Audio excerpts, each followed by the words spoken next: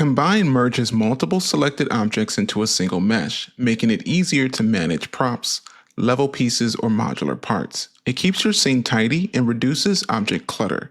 In this video, we'll combine a few pieces and show how the resulting mesh behaves. All right, so in my scene here, I have our houses and I have these racks. And so what we've done before is we have these different objects, for instance, for the different clothes. And so what we really want to do now is combine them. So if we're done manipulating this and editing it and doing everything we need to do, now we want to clean up our scene and to reduce the clutter. So what I'm going to do here is simply use the combine tool. Ultimately, it's just going to combine them all into one single mesh. All you have to do is select all of the meshes that you want to combine. And then in your tool overlay here, all we have to do is hover over here where it says combine and click this icon.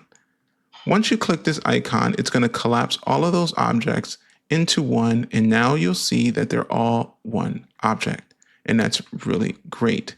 Now you can continue and do anything else you need to do. For instance, if you wanted to change the pivot, you can still change the pivot. Or if you want to do any further editing, then you can continue to use the Mesh Apps tool to either go back and separate if needed. Whatever is needed, you have that option. All right. And that's the combine tool in action. It's a quick way to merge multiple objects into a single manageable mesh and keep your scene organized.